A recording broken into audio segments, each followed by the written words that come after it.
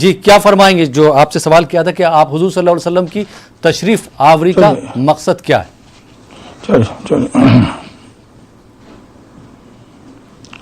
بسم اللہ الرحمن الرحیم نحمده ونصلی ونسلم علی رسولہ الکریم وعلی آلہ وصحبہ اجمعین اما بعد. ناظرین گرامی، السلام علیکم ورحمۃ اللہ وبرکاتہ. اللہ سبحانہ و تعالی نے قرآن پاک میں آپ صلی اللہ علیہ وسلم کی بعثت مبارکہ کے 3 مقاصد بیان فرمائے ہیں.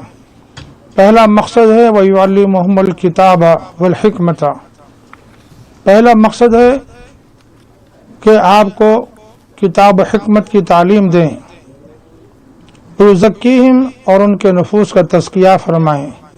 اور ایک مقصد ہے وَيَتْلُو عَلَيْهِمْ آیَاتِهِ، اللہ سبحانہ و تعالیٰ کی آیات ان پر تلاوت کر کے سنائیں.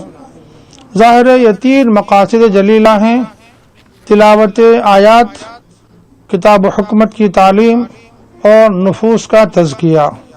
سیدنا محمد رسول اللہ صلی اللہ علیہ وسلم نے اس مقصد کو اس طرح پورا فرمایا کہ آپ صلی اللہ علیہ وسلم پر ایمان لانے والے حضرات صحابہ کرام رضی اللہ عنہم تلاوت آیات کی وجہ سے قرآن پاک کی عمدہ تلاوت کرنے والے تھے، اور آپ صلی اللہ علیہ وسلم کی تربیت کے نتیجے میں وہ کتاب و حکمت کی تعلیمات سے ان کے سینے روشن و منور ہو گئے تھے. اور اللہ سبحانہ و تعالیٰ نے جو مقصد بیان فرمایا تزکیہ نفس کا، آپ صلی اللہ علیہ وسلم نے ان کے نفوس کا تزکیہ فرمایا اور ان کے قلوب الحمدللہ مصفہ مزکہ ہو گئے تھے.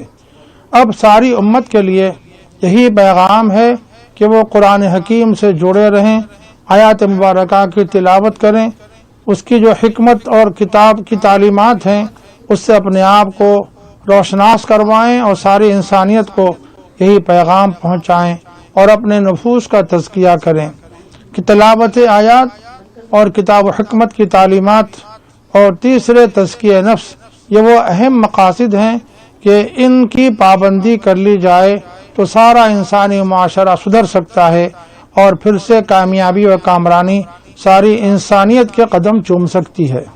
جی بہت بہت شکریہ مفتی سید صادق محی الدین صاحب.